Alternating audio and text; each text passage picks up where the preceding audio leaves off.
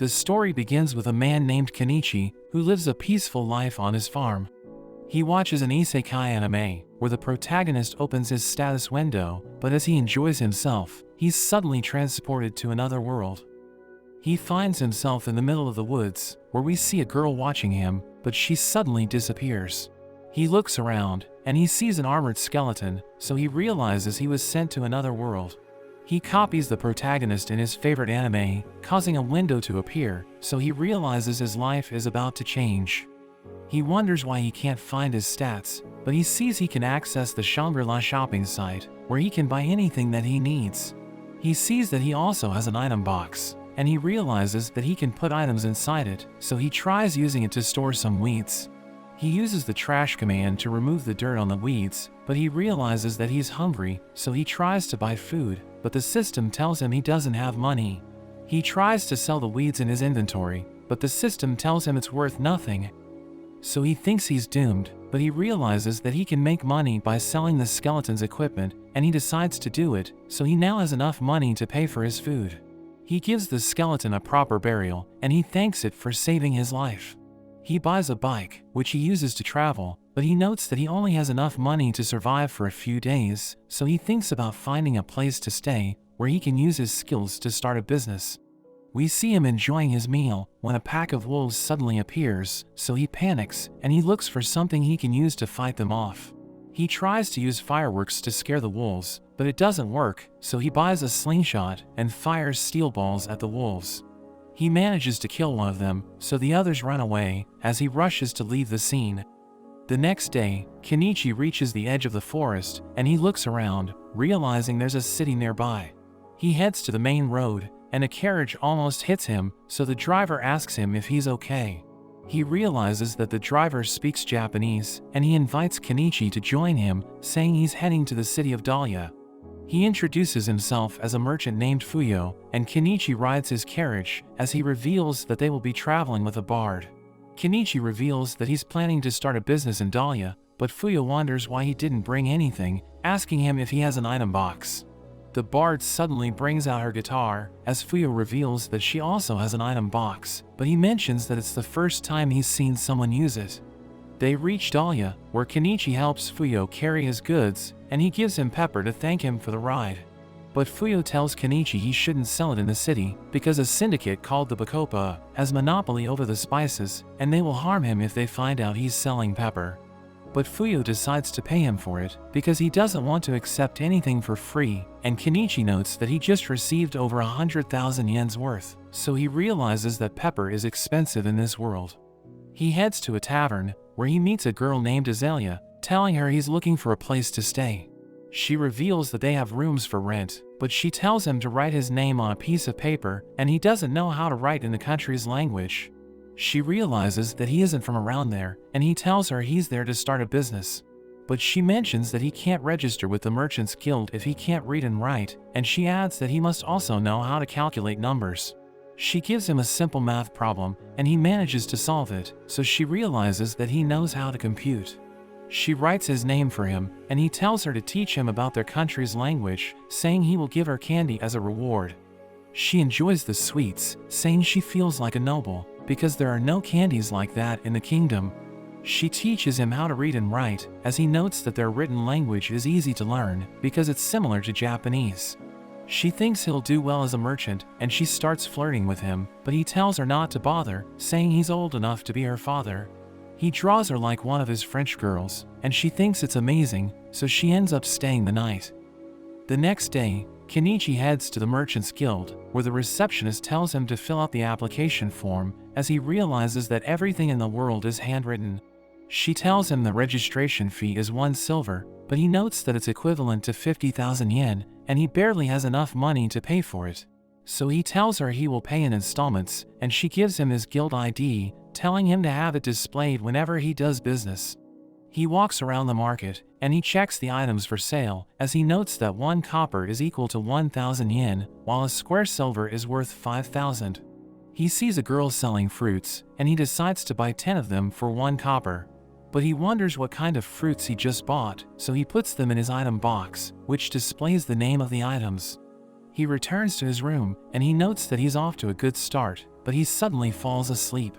The next day, Kenichi upgrades his bed, and he hangs his clothes, as Azalea mentions that his clothespins look amazing. She mentions that they're better than the ones in the kingdom, so he realizes that he can make money by selling them. He heads to the market, where he meets another merchant named Anama, and he summons a stall next to her, as she realizes that he has an item box. She checks out his items, and she decides to buy 5 of his clothespins for 1 copper. After some time, Anama mentions that Kenichi's clothespins are selling well, and he notes that he has made 15,000 yen in profit, but he's worried that other merchants might imitate his products. His knife catches the attention of a noble, who realizes that it's extremely sharp, and Kenichi mentions that it's worth 2 silver. The man considers buying it, but he asks Kenichi if he has anything bigger, so he checks the online shop, and he gives the noble a hunting sword.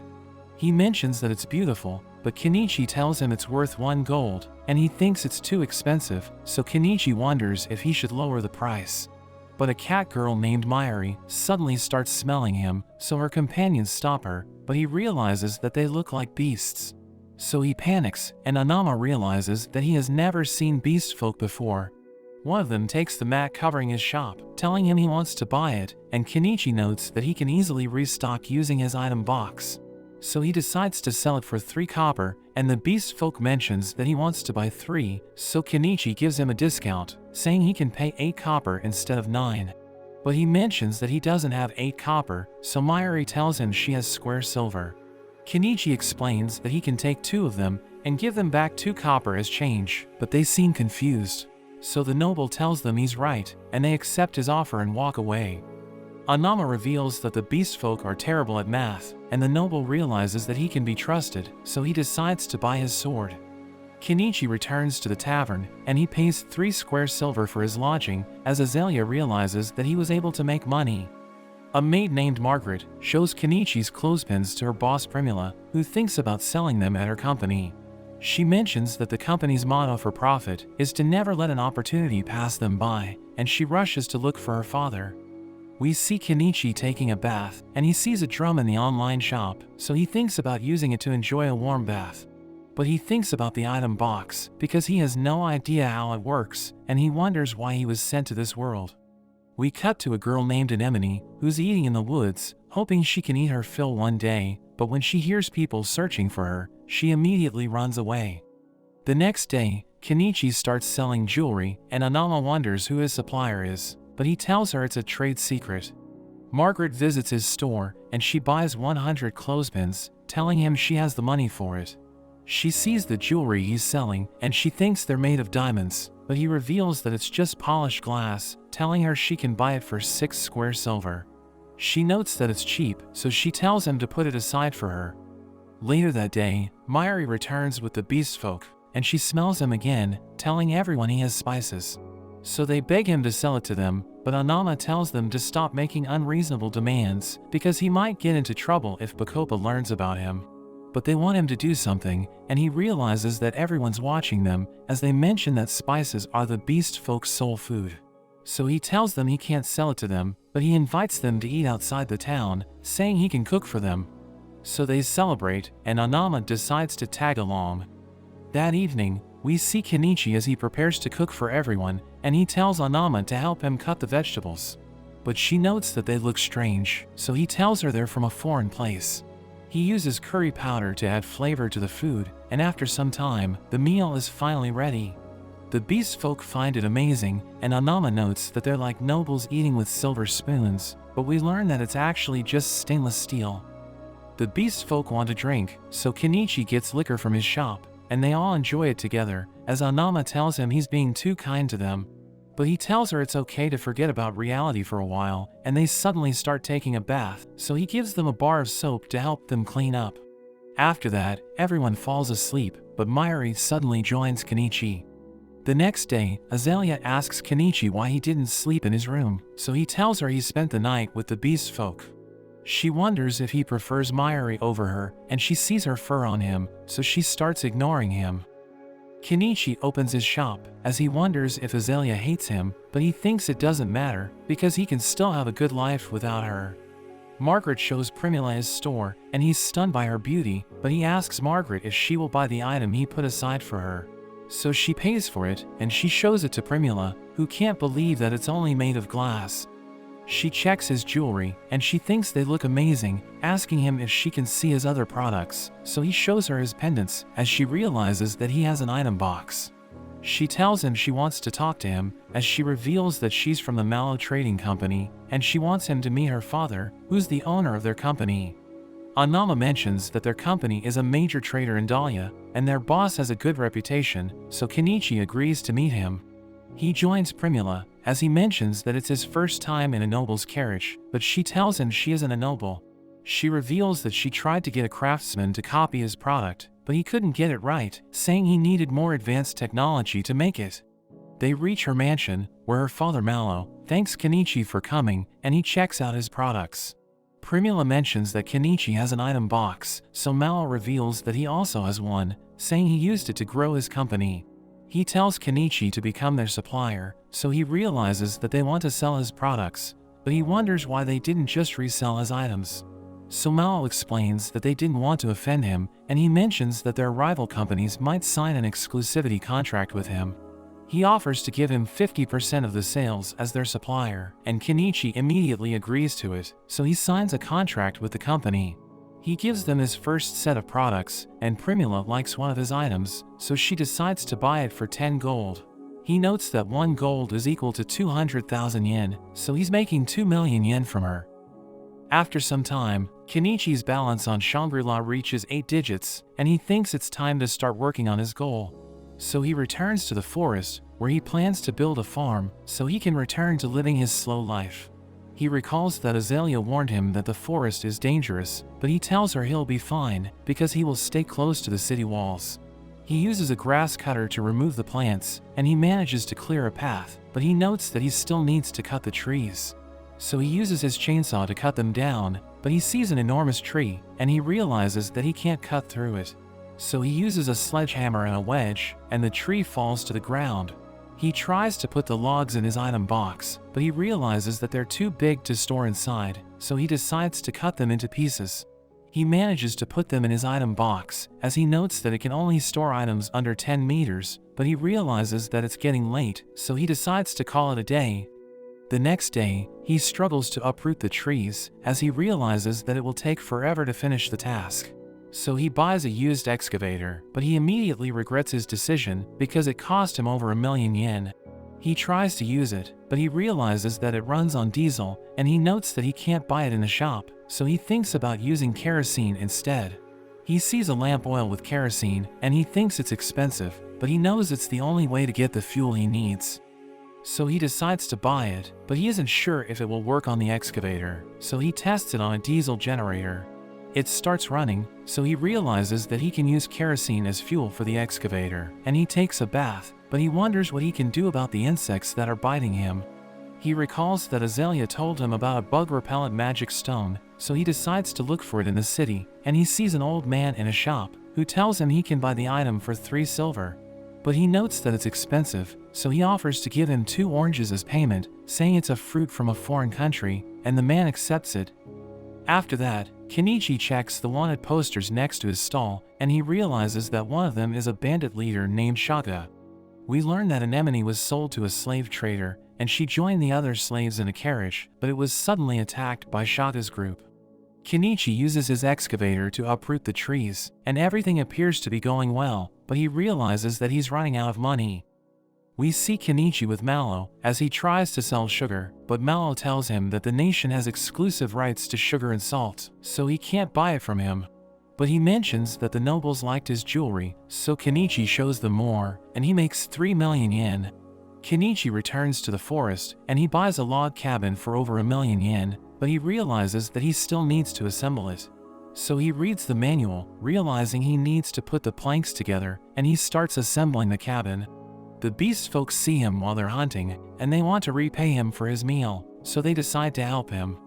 After a few weeks, his cabin is finally complete, and he rests on his bed, but he notes that he still has a long way to go before he can live there, so he spends the next month buying everything he needs. We see Kenichi enjoying a warm bath, and we learn that he had to travel to the river just to get water. It's his first time taking a warm bath in this world, so he feels amazing, thinking his slow life in the woods has finally begun. The next day, Kenichi tells Azalea about his new home, and he thanks her for taking care of him. He returns to his cabin, and he uses his bike to travel, as he takes pictures of the flowers in the forest. But he suddenly crashes, and he realizes that he's under attack, so he runs for cover. He sees some beast folk trying to kill him, so he uses firecrackers to distract them as he charges in with his excavator. They get frightened seeing it, so they run away, as he wonders why they tried to kill him. He sees a bobcat on the ground, and he realizes that it's injured, so he treats its wound, but he wonders if it will survive. He tries to put it in his item box, but he realizes that he can't, so he uses a handcart to bring it home. But he notes that it still isn't moving, so he wonders if this world has healing magic, and he decides to ask around, but the old man at the magic shop explains that he doesn't know how to heal animals. Mayuri smells Kenichi again, and she reveals that the beast folk consider bobcats as messengers of the gods, so she wants to see the one he just rescued.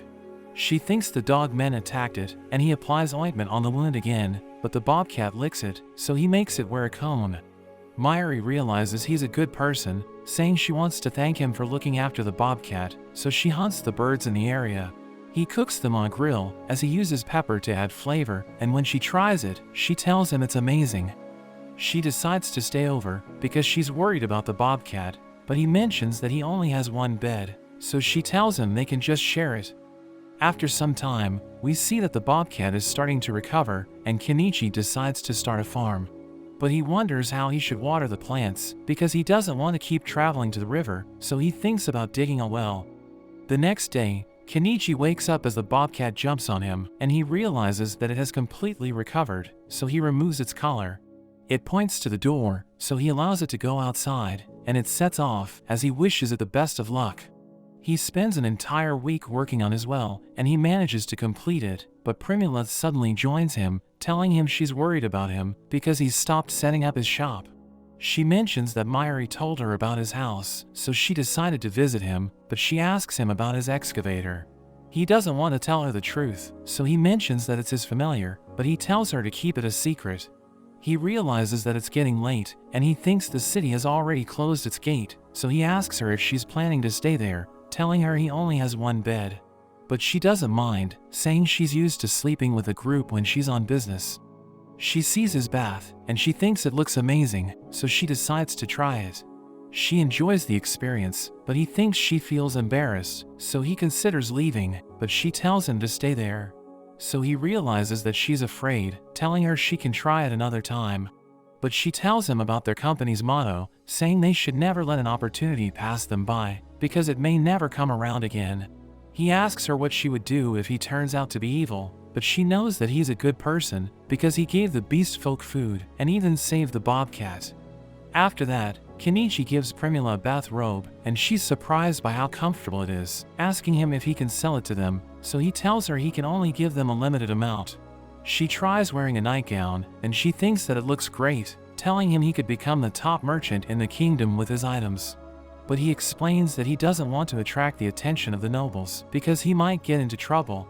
He mentions that he just wants to live a peaceful life, so she promises not to tell anyone that he's a supplier of the Mallow Trading Company. He draws a picture of her, telling her she can have it, and she thinks it looks amazing. They sleep on separate beds, and she tries to talk to him before they go to sleep, but he completely ignores her. We cut to Shaga's group, as Anemone pours him a drink, but a bandit knocks her down. He gives Shaga a bag of coins, and he sees a letter, realizing they have been given a job. We return to Kenichi, as he heads to Mallow's mansion, thinking he's in trouble because Primula spent the night at his house. But Mallow thanks him for looking after her, and Kenichi can't believe he isn't upset. Mallow checks out the bathrobe, and he thinks it's good, but Kenichi shows him some lingerie, saying women can use it to attract men, but he doesn't like it. Margaret brings ledgers to the room, and Mallow mentions that he will rewrite his records because a new system called double-entry bookkeeping has been invented in the Empire. He shows Kenichi their new product, and he recognizes it as a pitcher pump. Mallow reveals that it was also invented in the Empire, so Kenichi thinks someone else from his world has also been sent there. They think the pump is amazing, so Kenichi shows them the plan for a vehicle called the Draisine, but they just laugh at him, thinking it looks ridiculous. That evening, we see Primula taking a bath at Kenichi's house, and she mentions that she needs to go on a business trip tomorrow, so they won't be seeing each other for a month. She tells him she wants to buy the lingerie, so he realizes that she's planning to attract someone.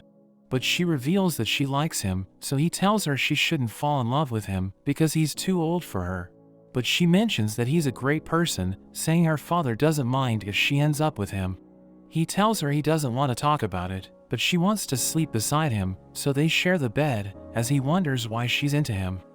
The next day, Primula returns to the town, and the noble visits Kenichi. He introduces himself as Norspal the Knight, and he realizes that Kenichi has started living in the forest. But he asks him about the solar panels, so Kenichi mentions that they're magic artifacts, begging him to keep them a secret. He gives him 3 steel ingots to butter him up, telling him to take it to a blacksmith so that they can forge a new weapon for him. So Norspal promises not to tell anyone about the solar panels, and he tells Kenichi that a mage with unique spells has appeared in the Empire.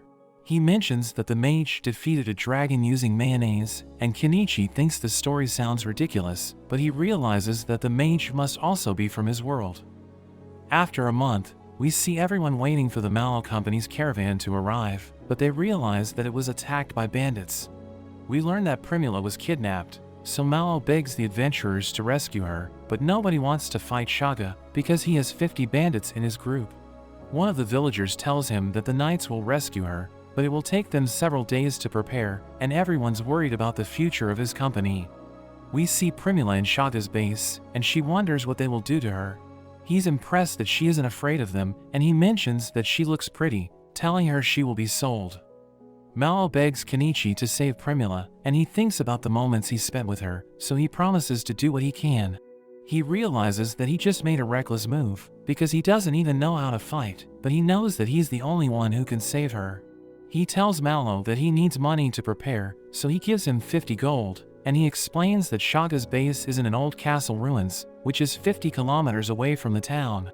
So Kenichi realizes that he needs a ride, and he tells everyone to stand back, saying he's about to use summoning magic. He buys a truck for 2 million yen, but he tells them not to worry, because he has complete control over it. He asks them who's willing to fight with him, saying he will provide weapons for them, and he mentions that there's a huge bounty on Shaga's head, so anyone who kills him will get rich. Everyone's afraid to take him on, but the bobcat joins Kenichi, and Mayuri appears with the beast folk, who tell him they're willing to fight by his side. He gives her a compound bow, and she notes that she has never seen anything like it before. The beast folk think his weapons are amazing, and they fight each other to test them, saying the swords are incredibly durable. Norspal also joins the group, as he reveals that his new sword Wolffang is finally complete. Kenichi realizes that it was made using the steel ingots he gave him, and Norspal mentions that he's excited to try it out on the bandits. The old shopkeeper also decides to join them, revealing that he used to be an adventurer, and he uses his magic to summon flames. Kenichi realizes that he's a mage, and he explains that he's retired, but he can still help them defeat the bandits. Anama tells them not to leave her out, saying she can prepare food for them, and she promises to escape if it gets dangerous. So Kenichi allows her to join them, but the crowd disperses, because they don't want to get involved. Mallow wants to help Kenichi rescue Primula, but he tells him to get his injuries treated first, and he promises to return with his daughter.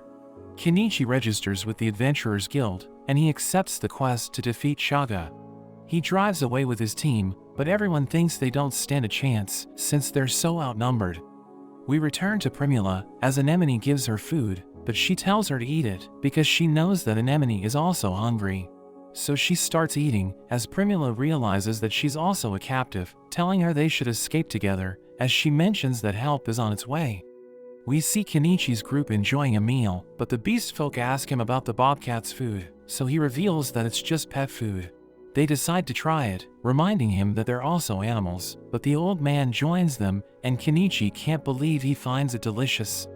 After that, Kenichi tells everyone about his strategy, and they decide to go with his plan, but Anama decides to stay behind, because she doesn't know how to fight.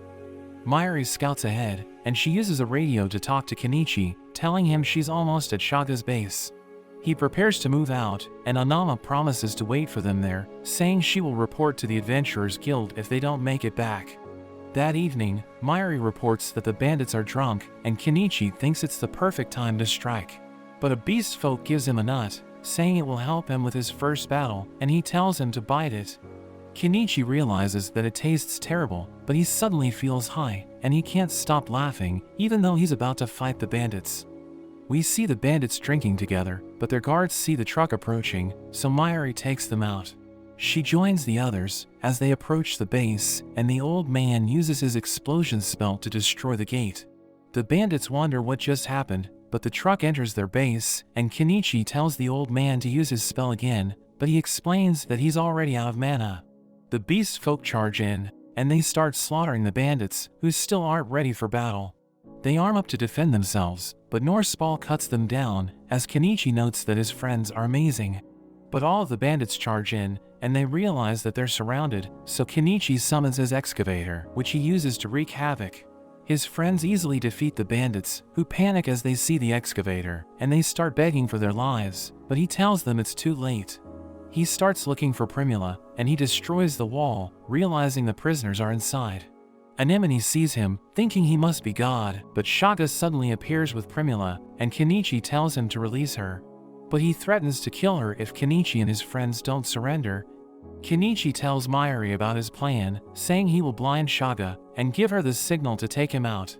He uses his laser pointer on Shaga's eye, and he panics as he wonders what's happening. Mayuri shoots him in the shoulder, and Kenichi rushes to save Primula as Shaga tries to kill her. But Anemone uses her powers to push him away, and Mayuri finishes him off. Primula hugs Kenichi, who tries to calm down because he's still high, and one of the beast folk runs back to Anama to report the situation. The captives take a bath together, as Kenichi tells Primula to help Anemone clean up, and he gives her a pair of scissors, telling her to use it to cut Anemone's hair. But she thinks about selling it, saying she wants to stock up because she believes it will sell well, and he can't believe she's still thinking about her business. After that, Kenichi tells Anemone she looks good, and Norsepaul learns about the person who wanted to buy Primula, realizing they were the one behind the kidnapping. Anama is glad that everyone made it, saying she was worried about them, and she mentions that if her son were still alive, he would be at around the same age as Anemone. Kenichi asks about her child, so she reveals that he passed away because of a plague.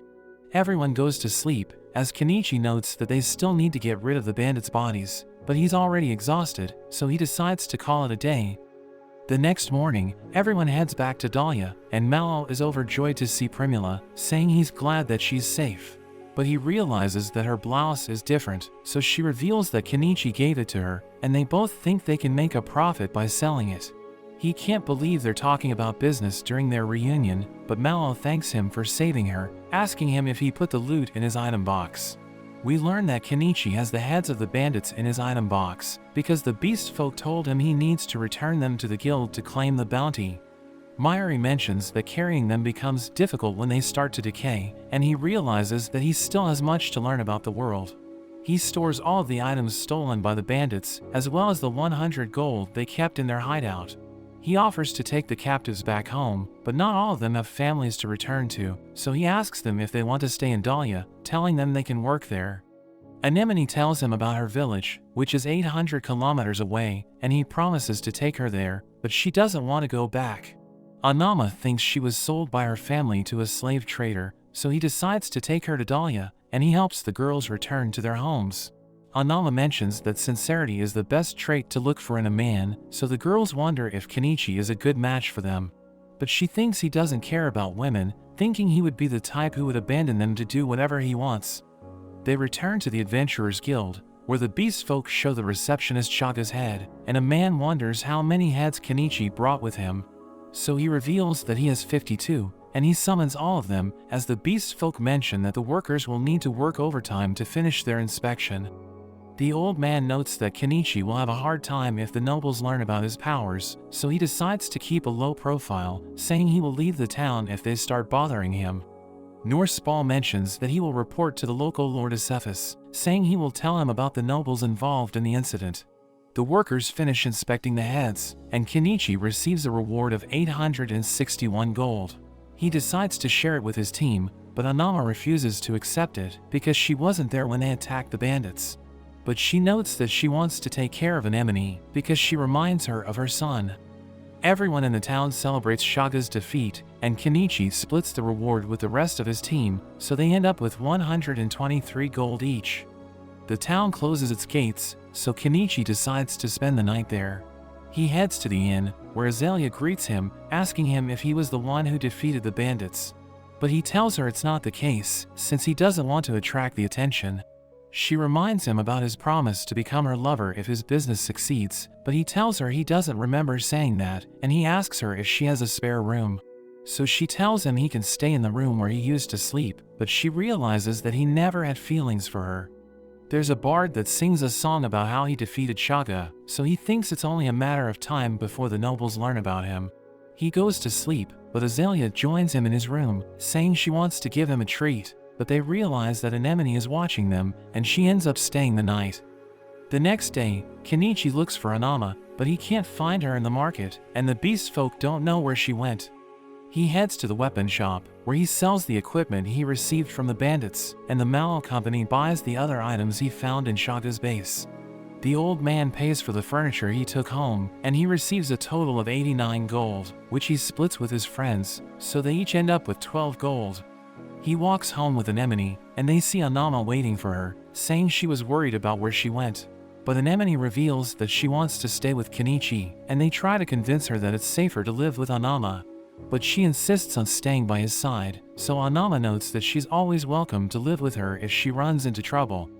Anama returns to the town, and Kenichi wonders why Anemone wants to stay with him, so she tells him it's because he fed her. They have dinner together, and she mentions that the food tastes amazing. He starts treating her as his own daughter, and they share his bed, but we see a group of suspicious men outside his house. A few days later, the Lord praises Norspal for defeating Shaga, and he receives the title of Baron.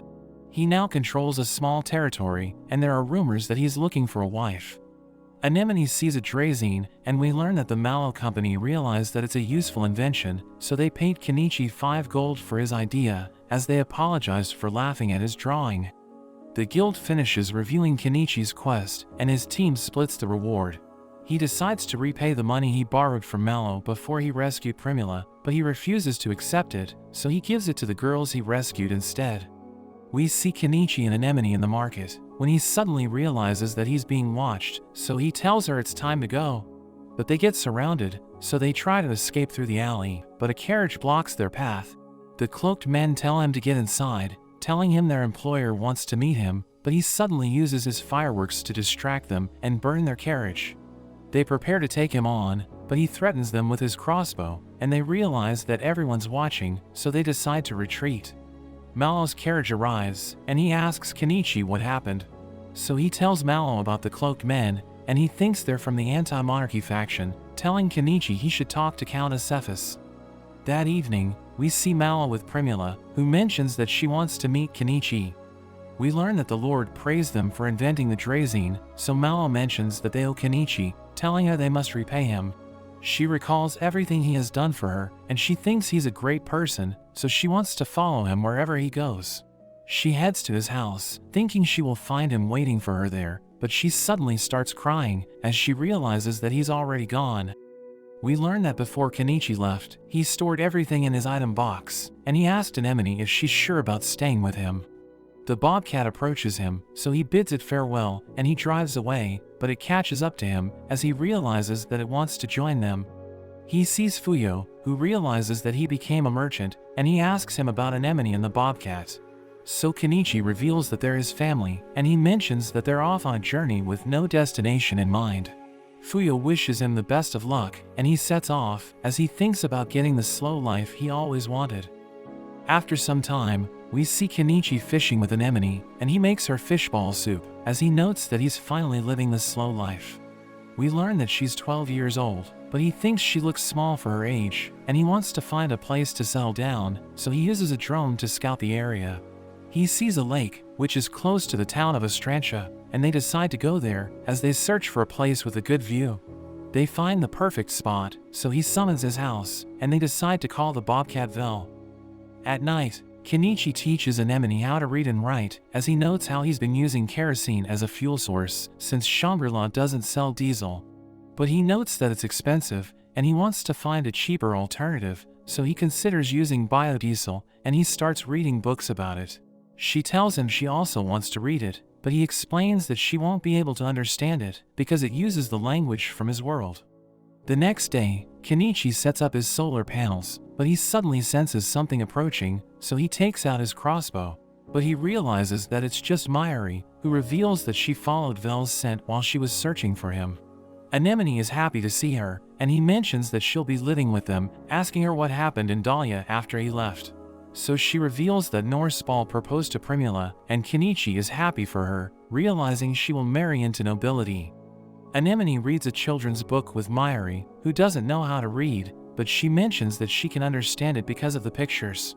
So Kenichi thinks about making picture books, and he asks them about the popular fairy tales in the country.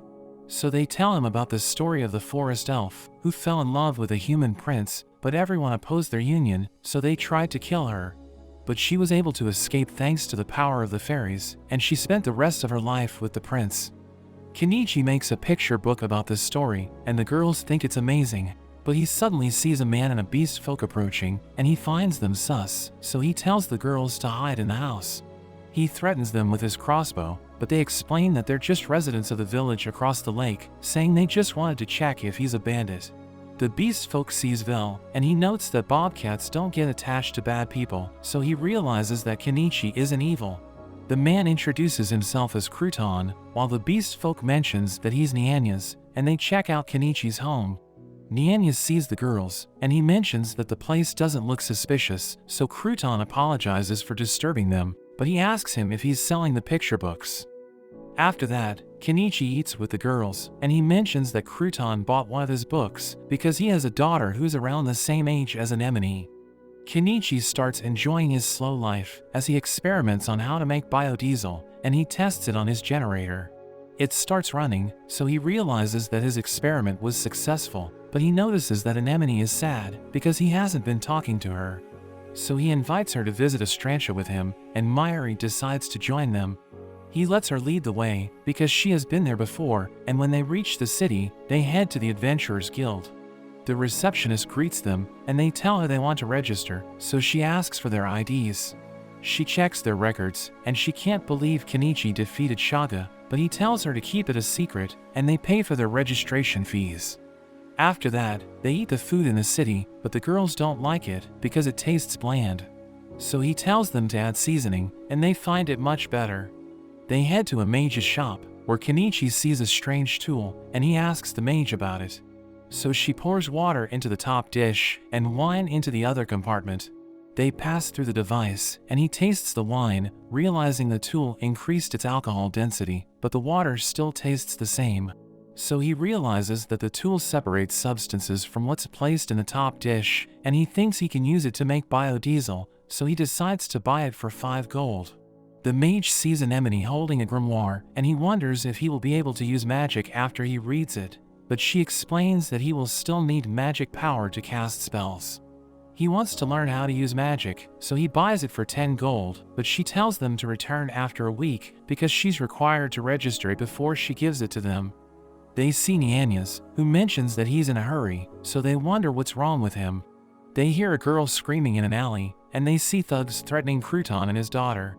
They prepare to attack him, but Kenichi wears a mask, and he uses his fireworks to scare them away. He tells Crouton he's safe now, and Nyanya's joins them, revealing that he fell for a trap, so he wasn't able to arrive in time. Kenichi asks Crouton about the thugs, so he mentions that they're from the spice syndicate called Zatera. He reveals that he arrested them when he worked for the government, so they wanted revenge. His daughter Mary thanks Kenichi for his picture book, and Anemone reveals that she helped him make it, so Mary mentions that she also wants to help him. She becomes Anemone's first friend, and her family visits Kenichi's house, where everyone enjoys their time together. The kids start playing every day, and they work on a picture book about Cinderella. But one day, Crouton visits Kenichi with all his savings, and he begs him to save Mary. He explains she has a disease that's local to the region, and the kids who catch it don't last a day, so Mayuri tells him he should talk to the mage. But he reveals that he doesn't have enough money to pay for her services, so Kenichi gives him cold medicine for free, telling him to use it to bring her fever down. He visits Mary, as the mage reveals that she has chicory fever, saying it can't be cured with magic. But she mentions that there's a white flower called chicory, which blooms in the forest close to the spring, saying they can use its seeds to cure Mary. So Kenichi and Crouton decide to look for it, and Nianias volunteers to help them, as the mage mentions that Mary needs it by tomorrow morning. But as they leave, we see the thugs from the spice syndicate watching them, as they note that they have finally found Crouton's home. Kenichi and the others reach the spring, and they sense something approaching, but they realize that it's just Vel, and Kenichi realizes that it followed them there. He uses a boat to look for the chicory flower, and he immediately finds it, so he gives its seed to Crouton, who thanks him for his help. But they suddenly get surrounded by wolves, so Kenichi summons swords, and he tells Crouton and Nianias to use them, while he keeps the wolves occupied. He uses fireworks to scare them away, as Crouton and Nianias try to escape, but the wolves start chasing after them. We see the thugs hiding, as they mention that they want to get rid of Crouton, and they're working with a dogman who's controlling the wolves. But Vel suddenly attacks them, and the dogman drops his flute, so Kenichi realizes that he's the one controlling the wolves. He tells Nianias and Crouton to run while the dogman is distracted, but he pushes Vel away, and he starts controlling the wolves again. But the ground suddenly starts shaking, and a giant bear appears, so they run away, as it attacks the dogman. It charges at Kenichi, so he shoots it with his crossbow, and Vel distracts it, while he buys more fireworks. He throws it at the bear, and he misses, but it bites the fireworks, so it explodes in its mouth. He summons his excavator while it's stunned, and he uses the shovel to finish it off.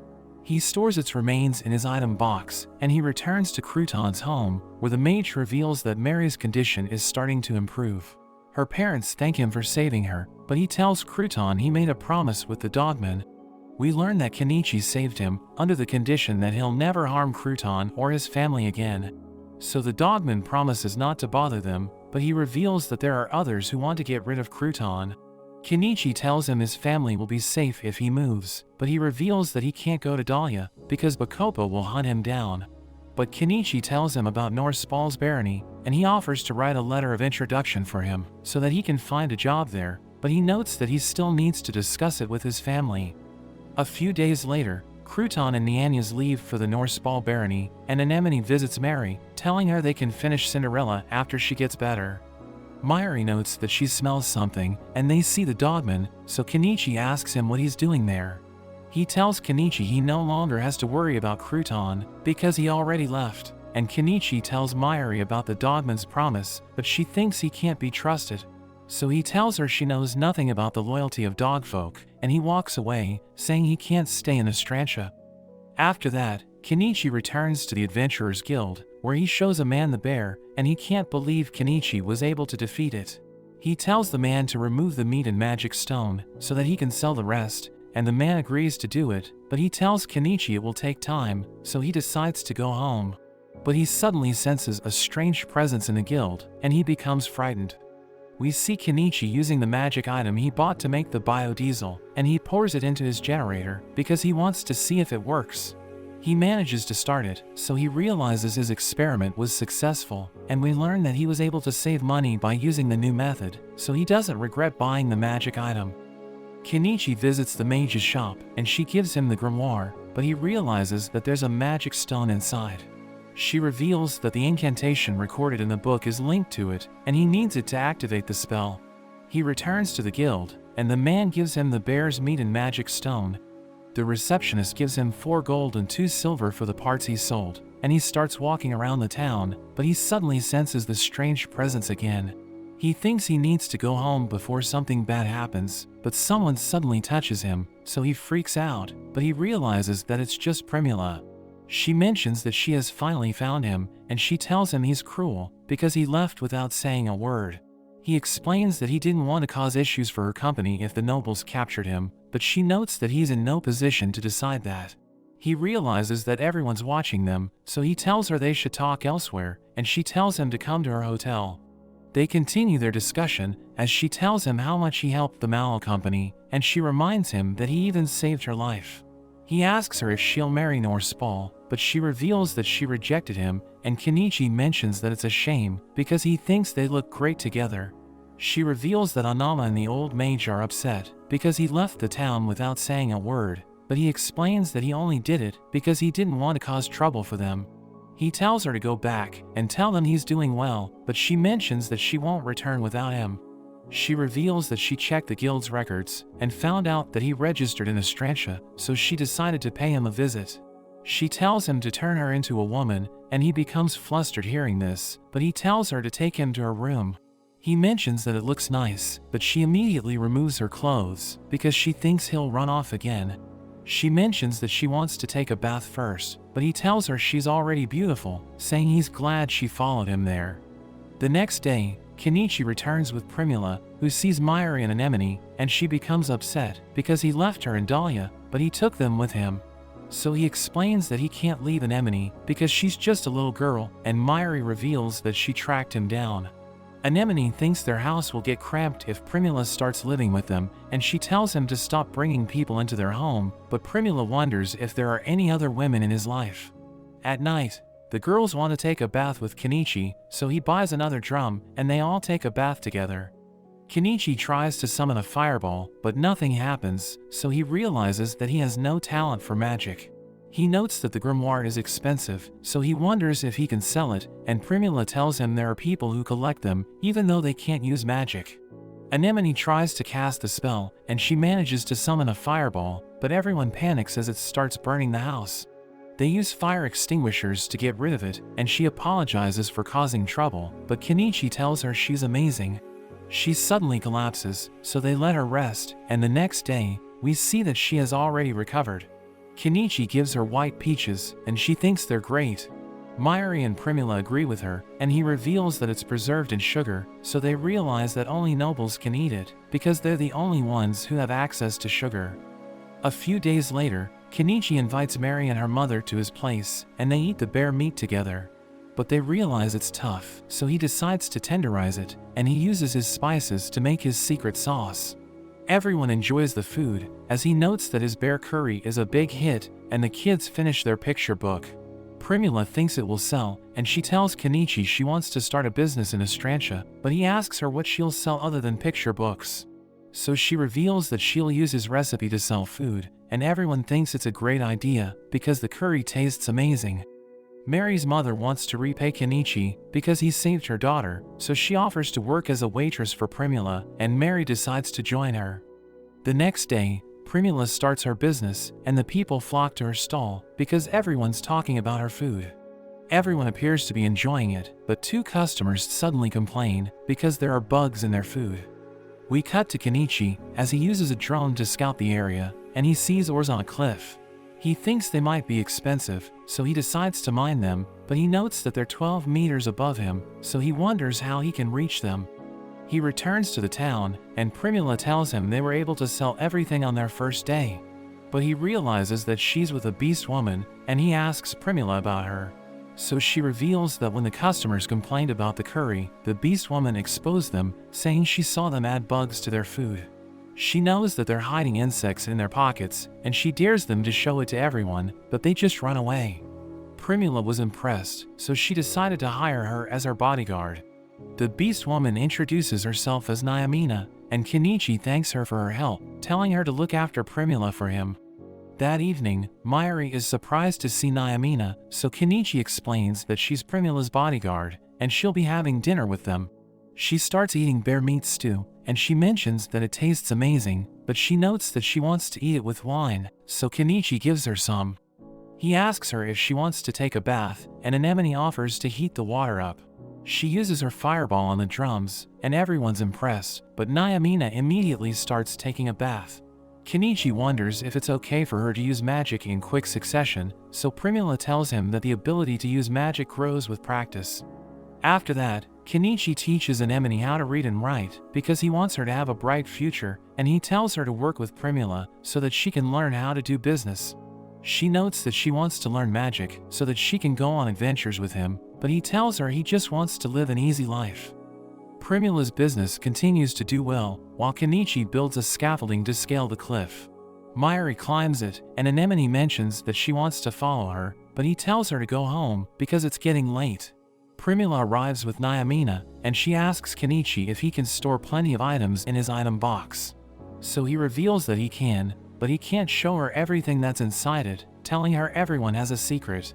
He kisses her, but Nyamina tells them not to do it in front of her, and Mayuri and Anemone call him, telling him it's time to eat. The next day, Kenichi scales the cliff with everyone, and they start looking around, while he mines the ore. He puts it in his item box, and he sees that it's worth over 200,000 yen, so he realizes that he can make a fortune by mining them. Later that day, Kenichi uses the bear meat to make gyoza for everyone, and they tell him it's delicious. Primula asks him about the yellow sauce, so he reveals that it's mayonnaise, and Nyamina notes that it's popular in the empire, saying a mage created it with magic. Primula wonders if Kenichi also used magic to create it, but he reveals that it's easy to make, so she asks him to teach her the recipe. That evening, Kenichi cooks steak for everyone, and Nyamina can't believe how delicious it is, but she wonders why it smells weird. So he reveals that he used liquor to eliminate the smell of meat, and she tells him she wants to drink it. He warns her that it's strong, but she drinks all of it, and she gets drunk, telling him she can't live in the city anymore. Mayuri tells her to stay away from him because she doesn't trust her, but Primula mentions that Nyamina is an honest person, so he decides to let her stay with them. Nyamina asks him how much she needs to pay for rent, but he tells her it's free, so she thinks he's trying to tame her. But he explains that he just wants her to keep helping Primula, and he prepares to leave, but she tells him to stay the night. Mayuri suddenly arrives, asking her what she's doing to him, and they end up fighting over him. A month later, we see that Primula has expanded her business, and it's now known as Corolla. A girl named Iris thinks Kenichi is Primula's father, but she reveals that he's her husband, and we learn that she plans to teach Iris so that she can open a branch restaurant. Kenichi continues to mine the ores, and he earns over 15 million yen, while Primula focuses on growing her business. Corolla rents a small warehouse in the city, where they prepare their products, and Iris works as the general branch manager. They're able to open 2 branch restaurants, and they're now earning over 200 million yen a year, but Primula mentions that she was only able to do it because Kenichi helped her out. We see a princess named Lilith as she talks to her mother, who tells her that the bandits near Dahlia were defeated by a mage who summoned iron beasts. She mentions that he lives near Astrantia, thinking the spirits must have guided him there, and Lilith becomes excited hearing this. We see Primula talking to the Viscountess Kanan, who's the wife of the ruler of Astrantia. Primula formally introduces herself, and Kanan recognizes her as the owner of Corolla. Kenichi visits the mage's shop, and she shows him a book about explosion magic. So he remembers the old man who used the spell when they attacked the bandits, and he decides to buy it. But she realizes that Anemone is interested in a book about household magic, so she decides to let her have it for free. That evening, Primula tells Kenichi that Kanan wants a brooch because she saw nobles wearing it when she went to Dahlia.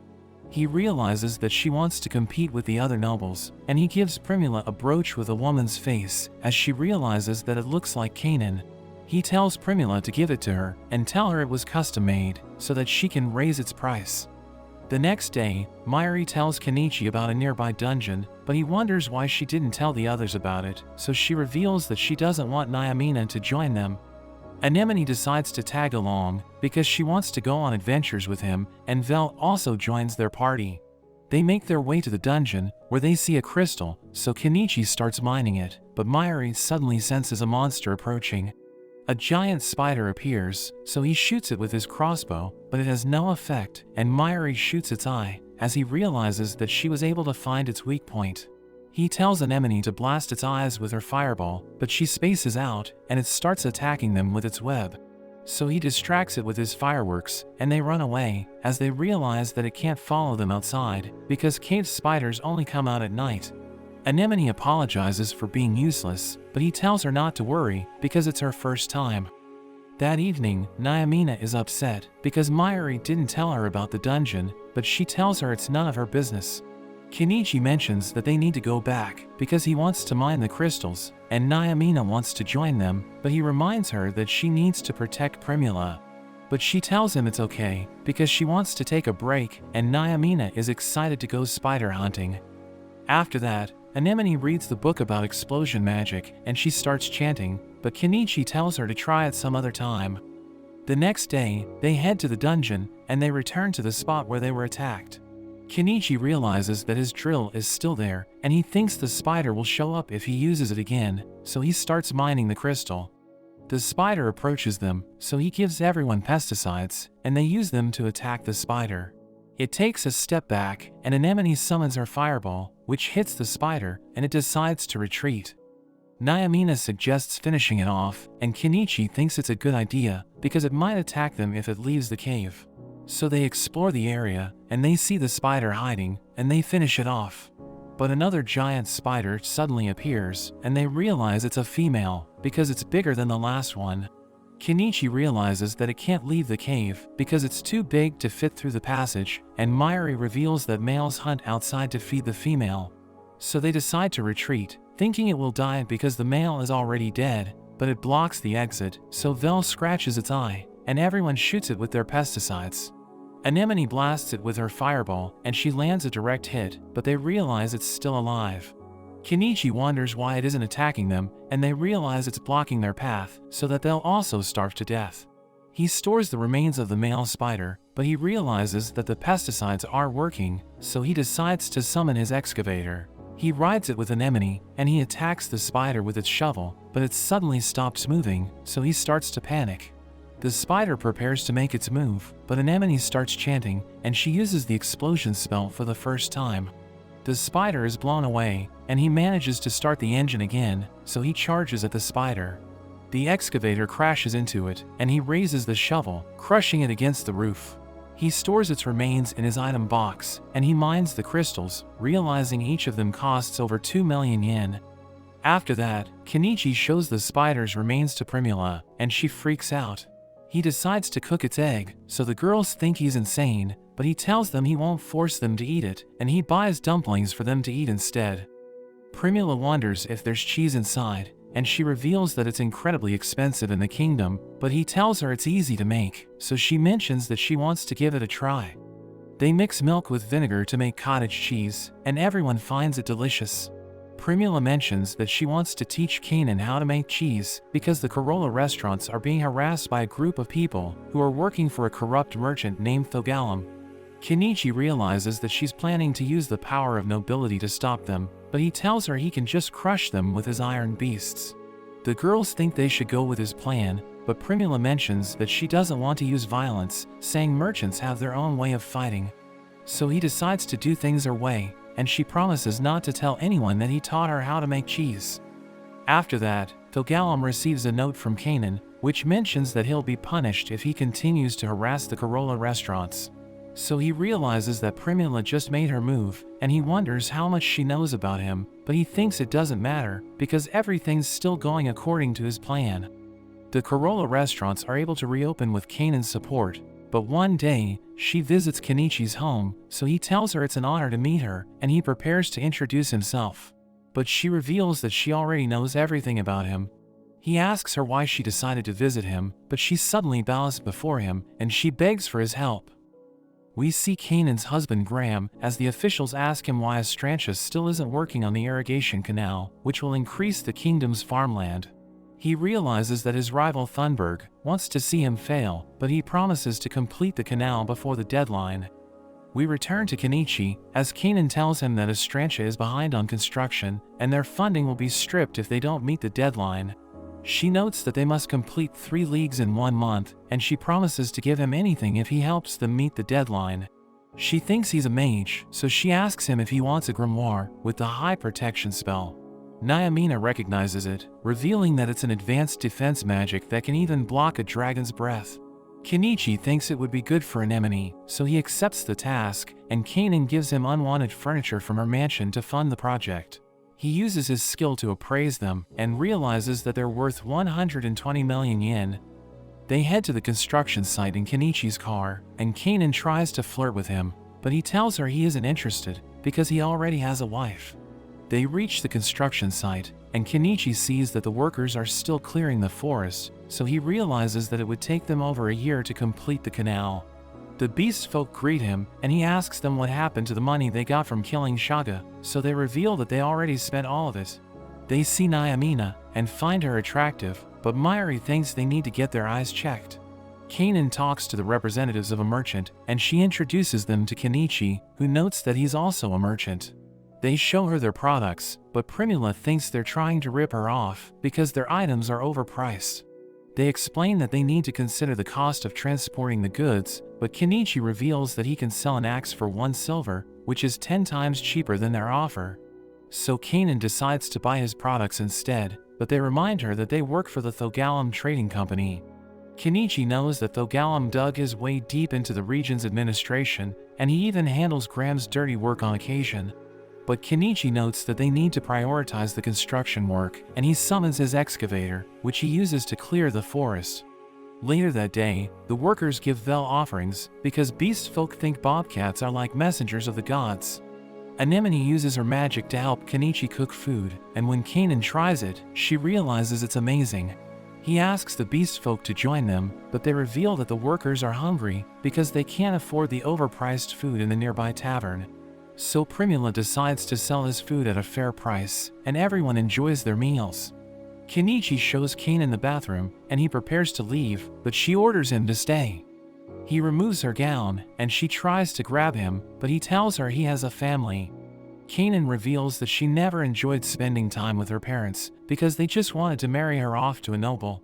She tries to turn him on, but he tells her he isn't interested, and quickly leaves. The next day, Kenichi sees Kanan and Primula selling food, and he thinks Kanan looks good without makeup.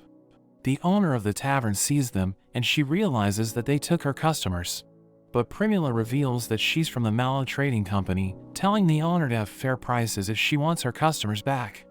They continue to work on the canal, as Kenichi stores the logs in his item box, and he later realizes that water is becoming an issue. But he realizes that the beast folk are always clean, and they reveal that they have access to a nearby spring, so he tells them to bring back water in exchange for alcohol. Everyone drinks together, and Kenichi notes that they need to go to sleep, but Kanan is already drunk, and she tries to convince him to spend the night with her. She later falls asleep, and he realizes that the workers are drunk, but he just heads back to his room. The next day, Kenichi shows Kanan a contract she signed with him while she was drunk. She thinks her life is ruined, but he reveals that he'll just use it to stop her from making advances on him. The team completes the canal on time, and the royal family arrives from the capital. Kanan tells everyone that Kenichi's magic helped them meet the deadline, and he shows them what he can do with his excavator. Thunberg can't believe he saved Estrantia, but Kanan just laughs at him, and he heads back to his carriage. But Primula sees a man, and she recognizes him as an ex-noble who was exiled from Dahlia, so Kenichi realizes that he was the one who hired Shaga to kidnap her. Graham thanks Kenichi for helping them complete the canal, and he reveals that he wasn't active as a ruler, but he notes that Kanan told him everything, and he's inspired by Kenichi and Primula's actions, so he has decided to restore the land he inherited from his father. He shows Kenichi a book from Primula's shop, and asks him how he made it, so he shows Graham how it's done. We learn that he likes to write stories, and he's overjoyed to learn how Kenichi makes his books, because he thinks he can use it to attract readers. He tells Primula to manage Estrantia's finances in the future, but she thinks she can't do it alone, so she wants to ask for Mallow's support. Graham looks forward to working with their company, but he's worried that Thogalum might harm them, so Kenichi tells Graham to use his authority as lord to get rid of Thogalum. But he reveals that he can't afford an order of knights, because Estrantia has a tight budget. Kanan thinks Kenichi can help them, and he promises to do his best. That evening, Kenichi's family returns to their home, and we see that they receive the High Protection Grimoire as a reward. Anemone wants to take a bath with him, but Primula stops her, and they play rock paper scissors. Primula wins the game, so she gets to share Kenichi's tub, who enjoys the night sky with her. We see Lilith as she talks to her mother, who can't believe Estrantia met the deadline. They recall that Thunberg sent them letters, and he was confident that Estrantia wouldn't complete the canal on time. But the queen mentions that a mage who summons iron beasts finished the project, and Lilith thinks they should give him the power of a sacred knight. We return to Kenichi, who asks Anemone if she knows anything about her mother, but she reveals that she doesn't, and we learn that the woman who adopted her found her in the street where her mother died. He suggests looking for her relatives, but she notes that she isn't interested, and Nyamina thinks she doesn't need to see her parents because she's already with the man she loves.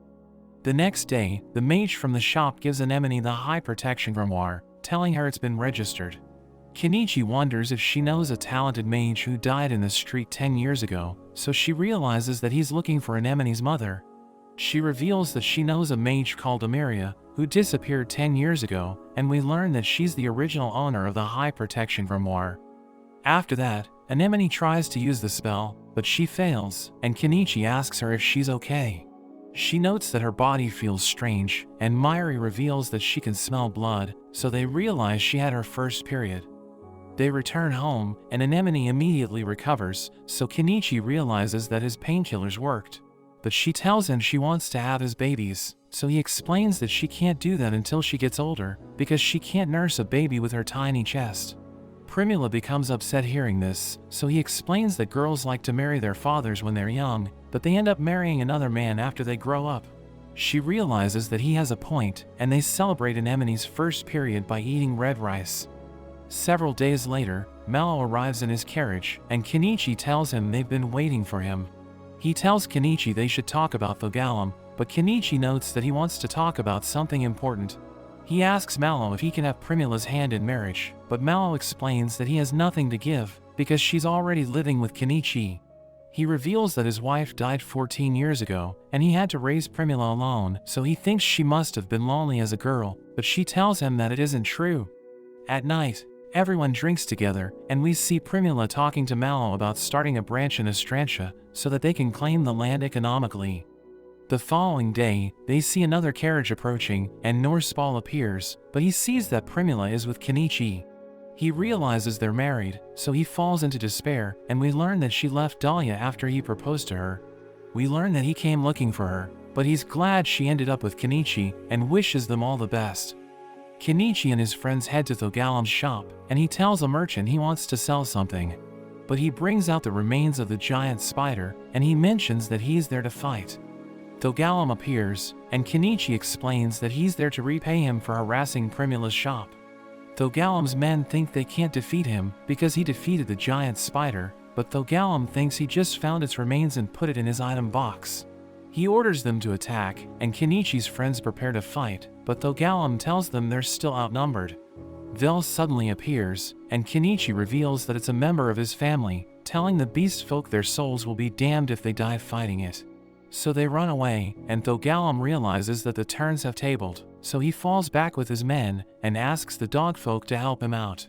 They tell him a bobcat is nothing to them, and Vel becomes agitated, so Kenichi realizes that they were the ones who heard it. They charge in, but Mayuri and Nyamina shoot them down, while Norspal slices through them. Kenichi summons his excavator, and uses it to attack everyone, so Thogalum runs away, but Kenichi realizes he's worried about his shop. So Kenichi starts destroying it, as Thogalum begs him to stop. But Mallow tells him there's no need to destroy it, because they can use it as a branch for their company. Thogalum threatens to make them pay, but Kenichi tells him he became a villain when his thugs drew their swords. Graham notes that Thogalum was planning to use his thugs to assassinate him, but he promises to let Thogalum go if he abandons his assets and leaves the town. So he prepares to leave with his family, and he notes that Mallow found a good business partner, but he tells him to think about why his daughter was kidnapped.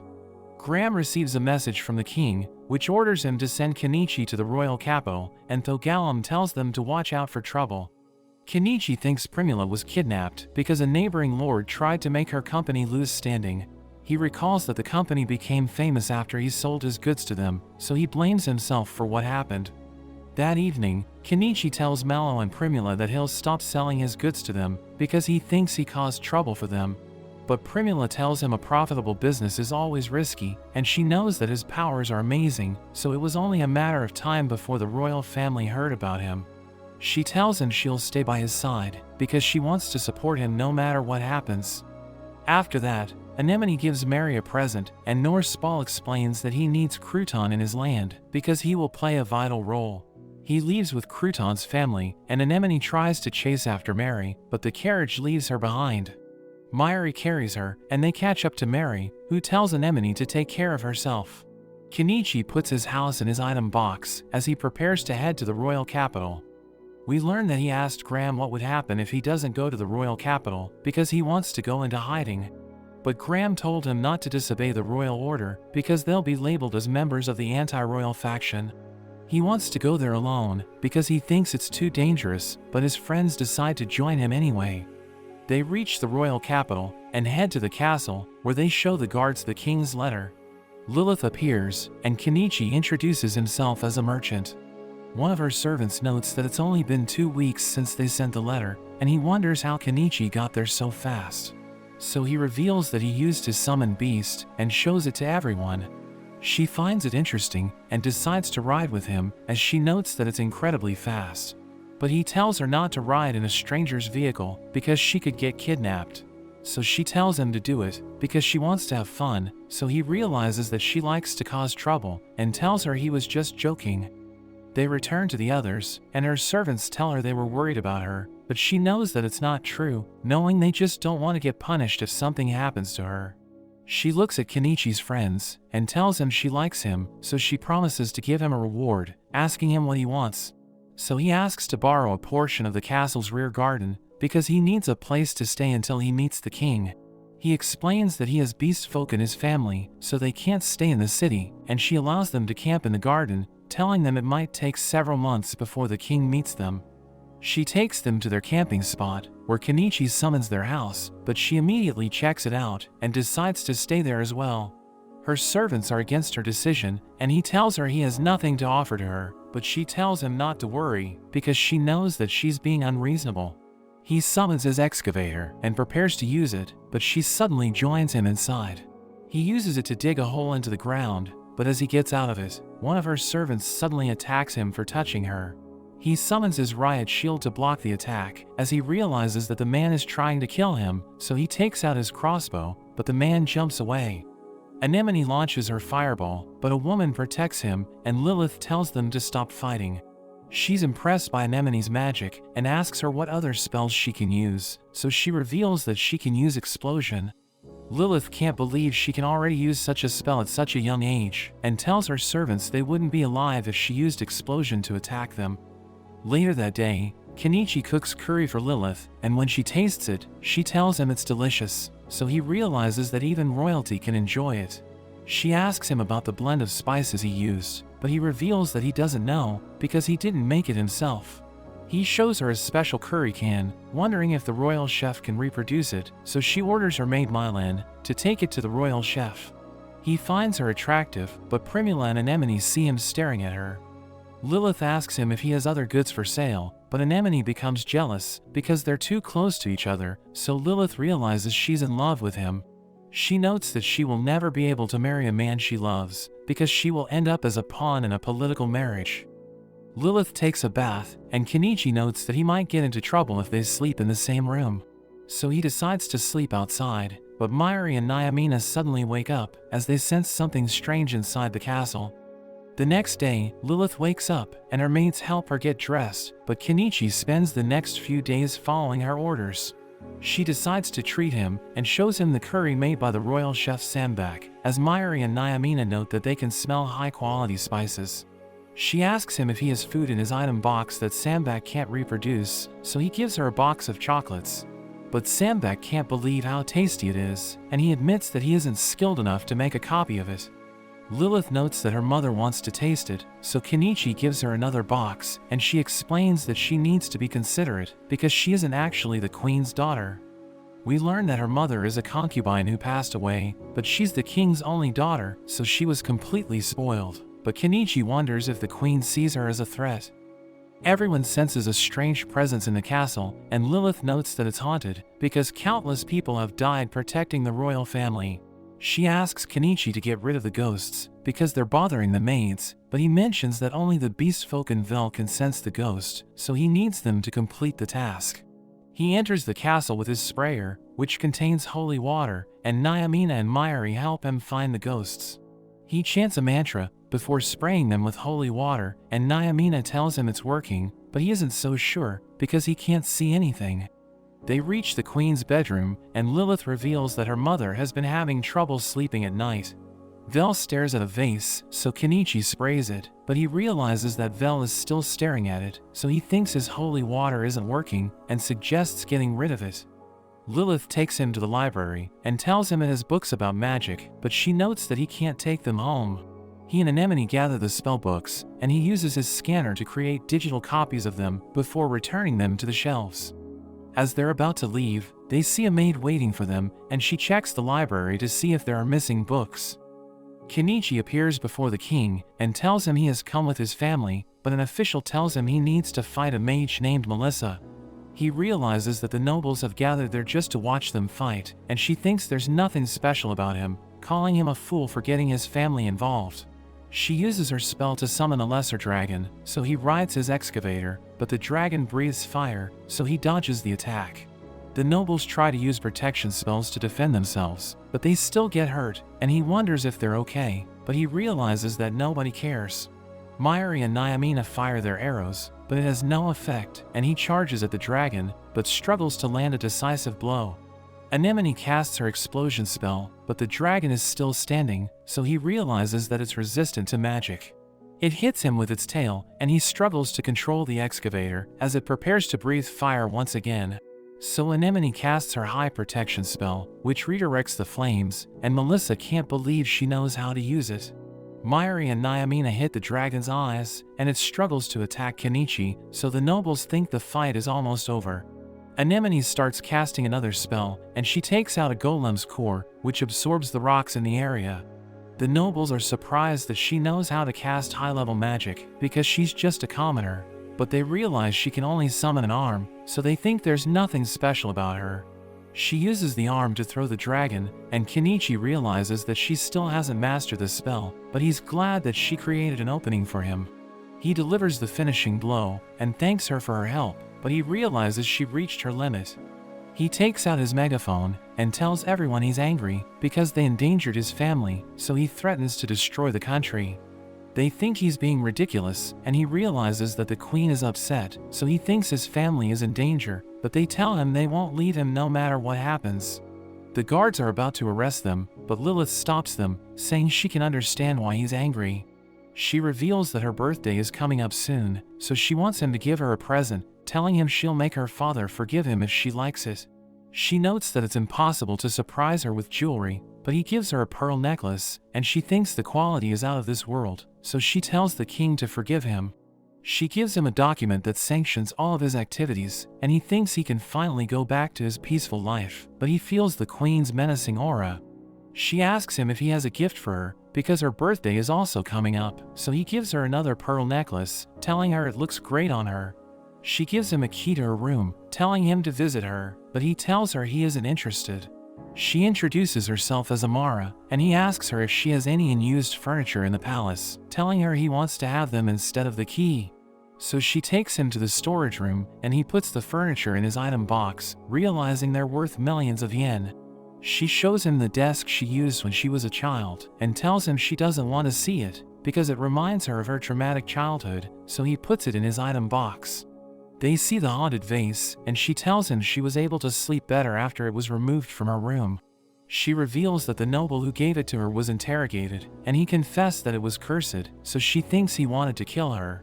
She knows that he's a member of the anti-royal faction, revealing that he was hurt during Kenichi's fight with the dragon, and she mentions that Thunberg is a low-ranking member of that group. She notes that he has been trying to take over Estrantia, and he even has a merchant who acts as his pawn, so Kenichi realizes she's referring to Thogalum. She adds that Shaga's group tried to conquer Dahlia for the faction, telling Kenichi she's glad he defeated them, because it stopped the faction from expanding. After that, Melissa asks Anemone where she learned the high protection spell, so she shows her the grimoire, telling her it belonged to Ameria. Melissa recognizes her, revealing that she was a famous mage, and she sees a magic writing, which mentions that Anemone is Ameria's daughter. Melissa tells her to treasure the grimoire, because it's a memento from her mother, telling her she won't lose the next time they fight. Several days later, Kenichi appears before the officials, and he's granted the title of Baron, as well as the land of the Astilbe lakefront. He heads home with his family, and we see that he now has a van, because Lilith and Mylan decided to join him. We learn that the king didn't want Lilith to go with him, but she threatened to leave the royal family, so he ended up letting her go, under the pretense that she'd monitor Kenichi's actions. They meet Fuyo, who realizes that Kenichi is a noble now, so he apologizes for being rude to him, but Kenichi tells him to treat him like normal. Fuyo realizes that he was able to make friends during his journey, and he notes that they're like family to him. As they part ways, the bard sings a song about Kenichi, wondering if he has finally achieved his dreams, and he continues to make his way home, thinking he can finally live the slow life he has always dreamed of. But that's where this video ends. Remember to like and subscribe to the channel. Thanks for watching, and I'll see you next time.